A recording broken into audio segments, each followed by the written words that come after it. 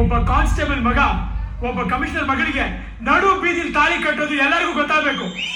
ನಾನಿಲ್ಲೇ ಈ ಕಮಿಷನರ್ ಎದುರುಗಡೆ ಆ ಕಾನ್ಸ್ಟೇಬಲ್ ಮುಂದೆ ಇವಳು ಕುತ್ತಿಗೆ ತಾಳಿ ಕಟ್ಟಬೇಕು ಅಷ್ಟೇ. ಅಪ್ಪು ಟೇಕ್ ಕಟ್ಟಪ್ಪು. ತಾಳಿ ಕಟ್ಟು ಕಟ್ಟು.